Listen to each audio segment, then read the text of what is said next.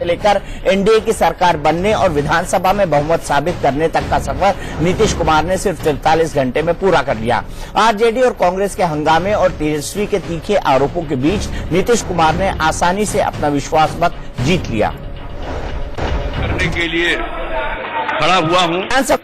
परीक्षण का नतीजा पहले से तय था। विश्वास मत पर चर्चा से पहले जेडीयू ने दावा किया था कि आरजेडी और कांग्रेस के कई विधायक नीतीश कुमार का समर्थन करेंगे। क्रॉस वोटिंग की आशंका जेडीयू में भी थी, लेकिन सदन में ऐसा कुछ नहीं हुआ। एनडीए ने 132 विधायकों के समर्थन का दावा किया था और नीतीश कुमार को 131 विधायकों का समर्थन मिला। कहा जा रहा है कि एनडीए के एक विधायक बीमार होने की वजह से विधानसभा नहीं पहुंचे। आरजेडी के 80, कांग्रेस के 27 और एक निर्दलीय विधायक नीतीश कुमार के खिलाफ वोट किया। विश्वास मत पर चर्चा से पहले और चर्चा के दौरान आरजेडी और कांग्रेस ने नीतीश कुमार पर तीखा हमला बोला। आरजेडी और कांग्रेस ने सीधा आरोप लगाया कि नीतीश कुमार ने जनादेश को धोखा दिया है। पलटवार एनडीए की ओर से भी हुआ। नीतीश ने साफ कहा कि उन्हें 5 साल सरकार चलाने का जनादेश मिला है और किसी परिवार के गलत कामों का बचाव करने के लिए नहीं। करने के लिए खड़ा हुआ हूं कि जो से ही जनादेश का घात करके जनता का अपमान इन्होंने किया है और भाजपा में चले गए, भाजपा से मिल गए और राज बना लिया एक साथ। ये बहुत घिनौना काम किया और विपक्षी एकता के लिए बड़ा झटका है। जो जनादेश देने का काम किया था वो जनादेश महागठबंधन को देने का काम किया था और भाजपा के खिलाफ मैंडेट था। मेरा मानना है कि आज भाजपा के साथ मिलकर के जो सरकार बनाया गया ये लोकतंत्र की हत्या है और बिहार के तमाम जनता के साथ ये धोखा हुआ है महोदय। इसलिए हमारा कर्तव्य बनता है कि ये जो छल कपट और नकारात्मक राजनीति जो हुई है, जोड़ तोड़ की बात जो चली है, मेरा ये स्पष्ट मानना मेरा ही नहीं बल्कि पूरे देश का मानना है कि ये पहले से ही प्री प्लान था।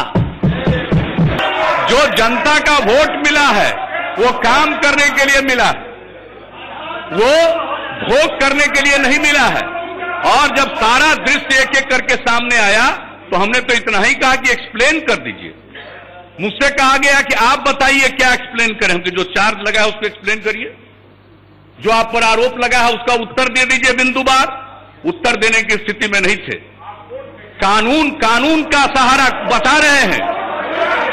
अरे जनता सबसे बड़ी कोर्ट होती है, जनता सबसे बड़ी अदालत होती है और जनता के प्रति प्रतिबद्धता हमारा है जनता की सेवा करने का, एक परिवार की सेवा करने का नहीं है।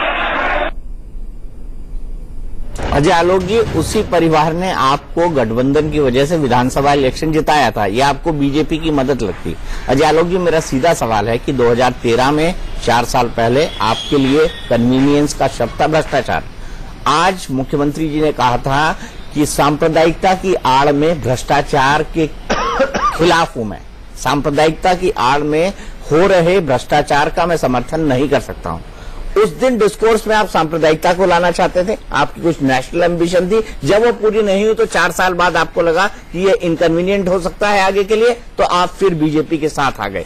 तो ये शब्दों के कन्वीनियंस की राजनीति है। आज आपके लिए कॉइन वर्ड है भ्रष्टाचार और पहले आपके लिए था सांप्रदायिकता। मुझे बताइए, दोनों में से किसके साथ है नीतीश कुमार?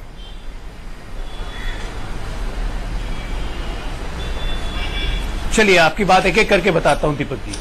ये सही बात है कि 2013 में हम अलग हुए, हमारी कुछ शंकाएं थी, व्यक्ति विशेष के कारण हम अलग हुए, ये भी बात सही है, पूरा देश जानता है। एक व्यक्ति के प्रति आपकी आशंकाएं कब दूर होती है? वो व्यक्ति अपने काम से अपनी आशंकाओं को दूर करता है। प्रधानमंत्री मोदी जी ने अपने 3 वर्षों के कार्यकाल में एज अ प्राइम मिनिस्टर ऐसा एक भी काम ने ऐसा नहीं किया जिससे हमारी आशंकाओं को बल मिलता। तो धीरे धीरे हमारा परसेप्शन चेंज हुआ, इसमें कहीं शक नहीं है। अब हम सांप्रदायिकता के नाम पे नहीं अलग हुए थे। भारतीय जनता पार्टी के साथ हम 17 साल थे, हमारा व्यक्ति विशेष से विरोध था, हम अलग हो गए। आज ही तो व्यक्ति विशेष बैठा हुआ है और आज ही सर्वोच्च पद पर है। के बावजूद आपका व्यक्ति विशेष से विरोध था, मुझे पता है। मैं बता रहा हूँ, आज ही तो वही व्यक्ति विशेष है। मुझे वो विरोध भाई वही बात तो मैं कह रहा हूं। उस व्यक्ति ने अपने कार्यों से हमें प्रभावित किया। उस व्यक्ति ने जितने कार्य किए देश हित में किए और हमें मजबूर कर दिया कि अपने उन कार्यों के लिए हमने खुल के समर्थन किया, चाहे वो नोटबंदी हो, चाहे वो सर्जिकल स्ट्राइक हो, चाहे वो जीएसटी हो, चाहे वो आतंकवाद के खिलाफ कदम हो, चाहे भारत की फॉरेन पॉलिसी के बारे में हो। हर कदम पे उस व्यक्ति ने हमें मजबूर किया कि हम उनका समर्थन करें, तो हमारा परसेप्शन भी चेंज हुआ, हम उसके समर्थन में आ गए। आज जिस महागठबंधन से हम अलग हुए हैं वो सीधा सीधा प्रश्न है भ्रष्टाचार का। भ्रष्टाचार के मुद्दे पे हमारी जीरो टॉलरेंस की नीति रही है, हमने उसी पे काम करते हुए आज हम अलग हो गए। समझाने की कोशिश की, 15 दिन तक हम जैसे प्रवक्ता कितना बोलते रहे, कोई जवाब नहीं आया। साहब सीबीआई का रेट है, कोई मजाक है? आप बेनामी संपत्ति बनाते जा रहे हैं। चपरासी क्वार्टर से उठ के आप 5,000 करोड़ के मालिक बन गए।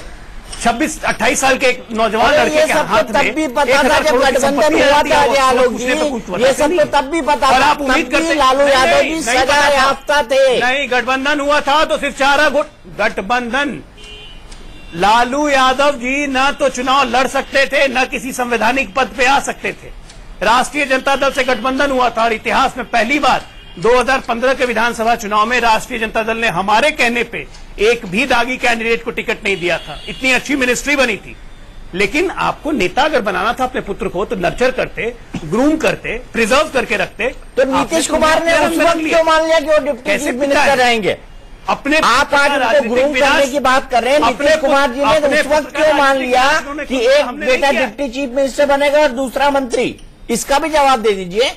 माफ कीजिएगा, आपसे ही क्रॉस क्वेश्चन किए जा रहा हूं, लेकिन ये सवाल है, ये हमारा काम नहीं है। दीपक चौरसिया जी, महागठबंधन में अभी एक मिनट, दीपक चौरसिया जी एक मिनट, दीपक चौरसिया जी ये बताइए, आज भारतीय जनता पार्टी हमारे साथ गठबंधन में आई है, उप मुख्यमंत्री सुशील मोदी बन गए। ये भारतीय जनता पार्टी की मर्जी से हुआ है कि नीतीश कुमार की मर्जी से हुआ है? भाई गठबंधन में, अलायंस में कौन सा दल किस व्यक्ति को आगे बढ़ाता है, ये उस दल की जिम्मेदारी होती है, न कि मुख्यमंत्री की। नहीं, अभी आप कह रहे हैं कि सरकार हमारी नहीं थी, नीतीश कुमार की मर्जी से मुख्यमंत्री कौन होगा, मंत्री कौन होगा, वैसा है। अजय भाई एक बहुत अच्छे प्रवक्ता हैं, पर तेजस्वी को नर्चर लालू जी को करना चाहिए था, हमें नहीं। लालू जी ने नेता बना रहे थे। देखिए, एक बात तो है, अगर आप पिछले कुछ महीने के नीतीश कुमार के बयानों को सुनिए, उन्होंने विपक्षी एकता के लिए पहल की, सोनिया गांधी से बात की, राहुल गांधी से मिले, और उनका कहना क्या था? उनका कहना था कि हमको बीजेपी और नरेंद्र मोदी के सामने एक काउंटर नैरेटिव पेश करना चाहिए, एक वैकल्पिक विमर्श, राष्ट्रीय विमर्श हमको रखना चाहिए कि बीजेपी और मोदी की ये नीतियां हैं, ये कार्यक्रम है, तो हम कहाँ स्टैंड करते हैं। और वो लगातार देख रहे थे कि ऐसा नहीं हो रहा है। दूसरा, वो बहुत मजे हुए राजनेता हैं, अनुभवी हैं, व्यवहारिक राजनीति करते हैं। उनको दिख रहा था कि बीजेपी और नरेंद्र मोदी जिस नैरेटिव पर काम कर रही है, देश में उसकी स्वीकार्यता बढ़ती जा रही है। और दूसरी तरफ उनकी जगह अपने को अगर रख के देखिए, दूसरी तरफ लालू प्रसाद यादव के साथ जितना लंबा चलते, वो जो उन्होंने 10-12 साल में सत्ता में रहते हुए कमाई की है, सुशासन की छवि की, वो लगातार उसका क्षरण हो रहा था। तो उनके सामने 2 विकल्प थे कि एक तो बीजेपी को सांप्रदायिकता के नाम पर अलग रखते, इस महागठबंधन में बने रहते, और आखिर में ये होता कि भाई आपने सत्ता के लिए भ्रष्टाचार से समझौता किया। दूसरा ये है कि सत्ता के लिए आपने उन सिद्धांतों से भी समझौता किया, क्योंकि आपका सिद्धांत था कि हम इस व्यक्ति को इस पद पर नहीं देखना चाहते। मैं नाम नहीं लूंगा, पूरे देश को पता है। और आज आपने उसी, लेकिन वो अजय आलोक जी की बात देखिए, ऐसा है कि अगर उस समय क्या स्थिति थी, उस समय विपक्ष के बहुत से नेता और बीजेपी के भी नेताओं का एक बड़ा वर्ग था जिसका मानना था कि बीजेपी 160-70 सीट से ज्यादा नहीं पाएगी, और ऐसी स्थिति में नरेंद्र मोदी के नेतृत्व को कोई स्वीकार नहीं करेगा, बाहर से समर्थन नहीं मिलेगा। ठीक है, वाजिब पॉइंट। प्रभात झा जी,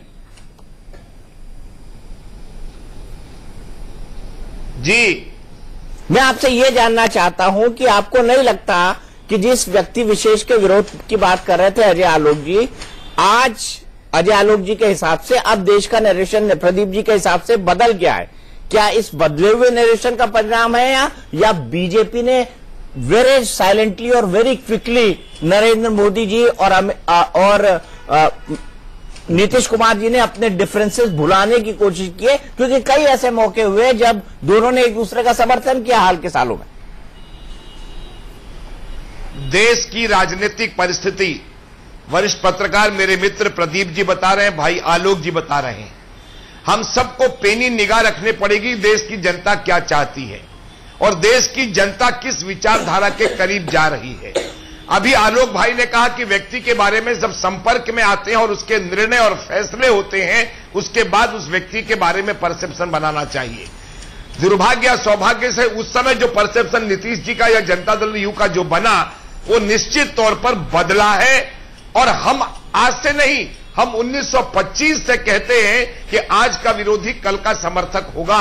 इसलिए हम विरोधियों के विरोध के कारण नहीं, हम उन्हें अपने विचार से समर्थक बनाने की कोशिश करते हैं। हम अपने कार्य से, नरेंद्र मोदी जी ने देश को प्रभावित किया और वही कारण जो डॉक्टर आलोक कह रहे हैं कि उनको लगा कि यह व्यक्ति तो अच्छा काम कर रहा है। और इसके कारण अगर शराबबंदी बिहार में हुई तो नरेंद्र मोदी जी ने मंच पर जाकर प्रकाश पर्व पर कहा बहुत अच्छा निर्णय है। अगर विमुद्रीकरण हुआ तो हमारे नीतीश जी ने बधाई दी। ऐसे बहुत सारे देश के निर्णय दल से ऊपर होते हैं, देश के लिए होते हैं। अगर ये राजनीतिक समझ है तो इसीलिए नीतीश जी करीब आए, भाजपा करीब गई। मेरा मानना है हम स्थायी दुश्मन कभी नहीं थे, न आगे होंगे। सवाल करप्शन का आपने कहा दीपक जी, देखिए मैं पार्टी और परिवार में अंतर होता है। जब मैं टीवी पर देखता हूं कि लालू जी के बगल से श्रीमती राबड़ी जी बैठती हैं, उनके बगल से तेजस्वी बैठते हैं, फिर तेज कुमार बैठते हैं। पार्टी चलाना अलग है और परिवार चलाना अलग है। परिवार चलाते हुए आप कहते हो कि हम पार्टी चलाते हैं। देश समझने लगा है कि पार्टी अलग होती है, परिवार अलग होता है। दीपक जी, आप हमको जमीन से जानते हैं, हम लोग परिवार वाले नहीं हैं, हम पार्टी के कारण आगे आए हैं। पार्टी तो दिखाइए, इस देश में बहुत सारे दल परिवार चला रहे हैं और पार्टी का नाम लेते हैं, इसलिए यह नुकसान हुआ है। अब तेजस्वी जी का भाषण सुनिए, क्या जवाब दे रहे हैं। और कहां मैं तुलना करूं नीतीश जी की और तेजस्वी की, ये राजनीति में अच्छा नहीं है। मैं उम्र को नहीं मानता, लेकिन अनुभव को मानता हूं। नीतीश जी ने बिहार के 11 करोड़ जनता के हित में और देश हित में यह निर्णय लिया है। इसलिए प्रधानमंत्री जी ने, अमित शाह जी ने तत्काल उनका स्वागत किया और आपने देखा 47 घंटे, आपने खुद कहा सरकार ने बहुमत साबित कर 43 घंटे। लेकिन एक छोटा सा मैं लाइटर नोट पे आपको कहना चाहूंगा कि परिवार तो आप भी चला रहे हैं, संघ परिवार, और वो भी आपको चला रहा है, आप दोनों काम कर रहे हैं। मैं मुकेश नायक जी के पास जाऊंगा। मुकेश नायक जी, अगर इतना खतरनाक पॉलिटिकल डेवलपमेंट थे, इतने फास्ट पॉलिटिकल डेवलपमेंट थे, तो कांग्रेस तो इस पॉलिटिक्स को मैच ही नहीं कर पाएगी, क्योंकि बिहार के विधायक और बिहार के नेता 3 दिन तक राहुल गांधी जी से मिलने का इंतजार ही करते रहे। और यह भी सच है कि नीतीश कुमार जी ने इतने एफर्ट किए थे, कांग्रेस के पास गए, राहुल गांधी जी के पास गए, मुझे पता नहीं उन्होंने, हाँ, सीपी जोशी से उन्होंने बात की, सबसे बात की। उन्होंने कांग्रेस को पूरा मौका दिया, मौका नहीं दिया ऐसा कहना गलत होगा। दीपक जी, असली बात तो यह है कि पूरे देश में जहां जहां बीजेपी की सरकारें नहीं है, उनको कमजोर और अस्थिर किया जा रहा है, फेडरल स्ट्रक्चर को क्षति पहुंचाई जा रही है। दूसरी बात, पूरे भारत में दल बदल का महापर्व चल रहा है। आज ही 5 विधायक गुजरात में कांग्रेस के बीजेपी में ज्वाइन करा दिया। नहीं, ये तो कांग्रेस भी करती थी मुकेश नायक जी, मैंने सबको टोक रहा हूं, ये काम तो कांग्रेस भी करती थी।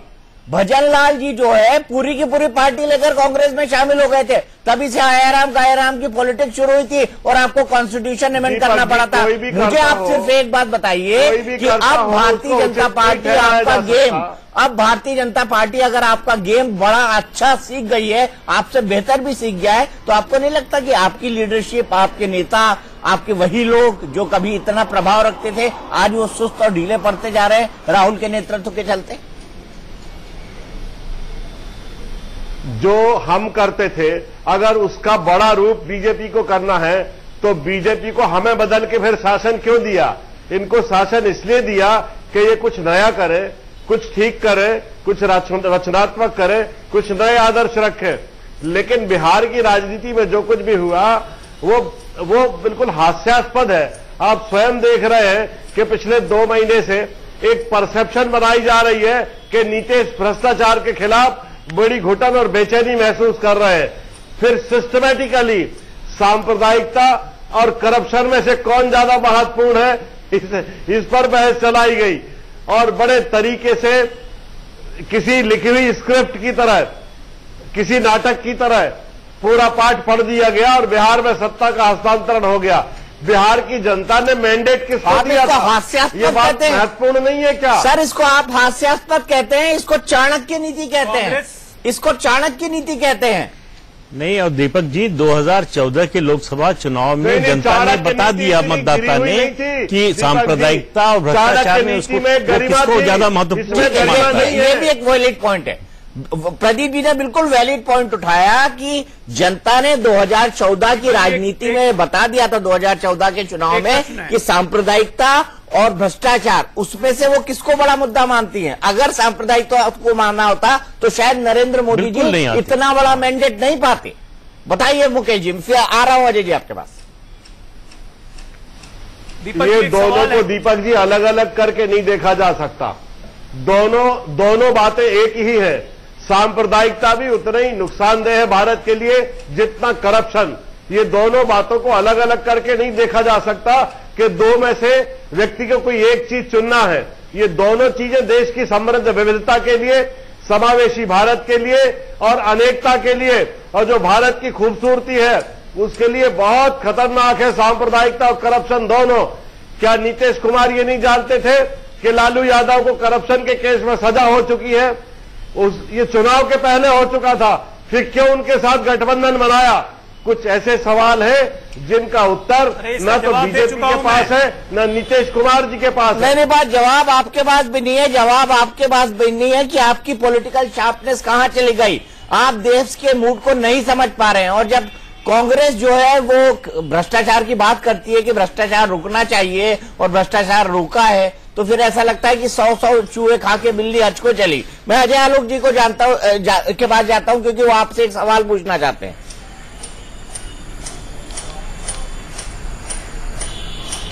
हमारा बड़ा सिंपल सा सवाल है। जब ये मामला बिहार में चल रहा था तो नीतीश जी की राहुल जी से मुलाकात हुई और उसके एक दिन पहले लालू यादव का बयान आया था कांग्रेस पार्टी के नेताओं के लिए कि कांग्रेस हमसे इस्तीफा कैसे मांग सकती है।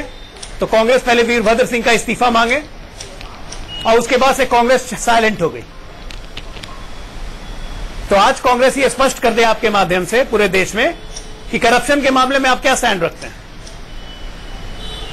और क्या सांप्रदायिकता से आप लड़ने के लिए भ्रष्टाचार की चादर ओढ़ के आप सांप्रदायिकता से लड़ेंगे? बताइए मुकेश जी, ये कौन सी लड़ाई है? एक हाथ में करप्शन का कमंडल और दूसरे हाथ में आप सांप्रदायिकता की तलवार। अरे डायलॉग बाजी नहीं, राहुल गांधी का स्टैंड बता दीजिए ना। बेईमानी की है अपने इसी फ्यूडल माइंडसेट के कारण, क्योंकि आप लोग कभी भी रेस्पेक्ट नहीं करते हैं।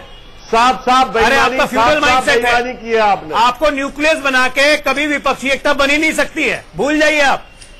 अभी और पतन होना बाकी है आप लोग का, अभी और पतन होना बाकी है। इसलिए क्योंकि आप सहयोगियों को सहयोगी नहीं मानते हैं ना।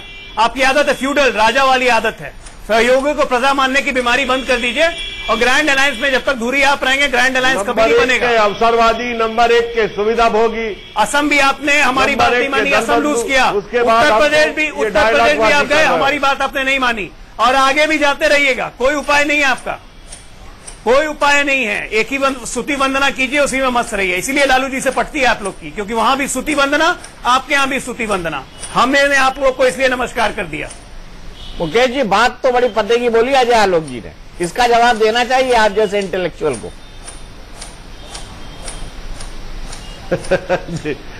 दीपक जी साफ बेईमानी करने के बाद इस तरह के फिल्मों के डायलॉग बोल रहे हैं जैसे कोई राजकुमार फिल्म में बोल रहा हो। अब इसका कोई एक प्रबंधक क्या जवाब दे सकता? हमारे कारण 40 मिला, नहीं तो 15 भी नहीं मिलता। प्रबुद्ध, अरे ठीक है आपके कारण मिला, पर हमने ऐसा तो नहीं किया ना जैसा आपने नहीं जानता है। 15 से ज्यादा देने की जरूरत नहीं है। हमने क्या किया? हमने तो इंतजार किया आपका कि आपको स्टैंड लेते। राहुल गांधी का ऑर्डिनेंस हमें लगा कि स्टैंड लेंगे, लालू के जगह हमारे साथ खड़े होते, लेकिन वीरभद्र सिंह का गाना सुनते ही आप लोग शांत हो गए। ठीक है मुकेश जी, मेरा एक छोटा सा सवाल है कि 2013 में जब नीतीश कुमार छोड़कर आए थे बीजेपी को, तब वो क्या था? 2013 में जब वो बीजेपी को छोड़कर आए थे तब भी नंबर 1 के अवसरवादी और बेईमान थे वो, और आज भी नंबर 1 के अवसरवादी, सुविधाभोगी और बेईमान है वो। दोनों निर्णय उनके गलत थे। आपने हमारा साथ दे दिया था। अगर ये सुविधा भोगी और बेईमान इसलिए मनमोहन सिंह गठबंधन क्यों किया था? आपने इनसे गठबंधन ही क्यों किया था मुकेश जी? अगर ये सुविधा भोगी और बेईमान थे तो आपने गठबंधन क्यों किया था? तब आपको नहीं अकल थी कि ये सुविधा भोगी और बेईमान लोग हैं। जब दीपक जी गठबंधन होता है, मनमोहन सिंह जी ने सर्टिफिकेट दिया था राजनीतिक दल कि नीतीश कुमार बहुत बड़े सेकुलर हैं। देखिए नीतीश कुमार जी की छवि तार-तार हो सांप्रदायिक निर्णय से, में और वो एक बड़ा चेहरा थे विपक्ष की राजनीति का, एक मजबूत नेता माने जाते थे। आपके कहने से हमारी छवि नहीं बनेगी, देखा जाता था। आपके कहने से हमारी छवि नहीं बनेगी। निर्णय के बाद कृपया करके अपने राहुल गांधी की छवि की चिंता कीजिए, हमारी छवि की छोड़ दीजिए। नीतीश कुमार की छवि आज भी इंटैक्ट है, इंटैक्ट रहेगी, चलिए वो आपसे लेने की जरूरत नहीं है। लेकिन राहुल गांधी की छवि दिनों दिन जिस तरह से कमजोर होती जा रही है, लगता है कांग्रेस सुप्तावस्था में आ गई है। चलिए सुप्तावस्था से मूर्छावस्था में मत जाइए। मुकेश जी 10 सेकंड, क्योंकि मुझे देश के लिए अच्छा नहीं रहेगा। मैं ओवर शूट कर गया हूं। नहीं, ये जिस तरह से डिबेट कर रहे हैं दीपक जी, मैं कभी ऐसी डिबेट नहीं करता, कभी किसी के बीच में नहीं बोलता, लेकिन इन्हें बुरा लग रहा है क्योंकि सही बात कही जा रही है। मैं जो कह रहा हूं ये आप इनके लिए अप्रिय सत्य है, अप्रिय सत्य। कुछ बोलने को है नीतीश कुमार की छवि चलिए देश में पॉलिटिकल पार्टीज के, माफ कीजिएगा मैं आप दोनों को रोकूंगा, पॉलिटिकल पार्टीज के अपने तर्क होते हैं, अपने नैरेटिव होते हैं, लेकिन राजनीति अगर होती है तो सत्ता के लिए होती है, और मेरे ख्याल से सभी लोग उसका प्रयास करते हैं। इसीलिए राजनीति के बारे में कहा जाता है कि राजनीति के अंदर कोई हमेशा का दुश्मन या हमेशा का दोस्त नहीं होता।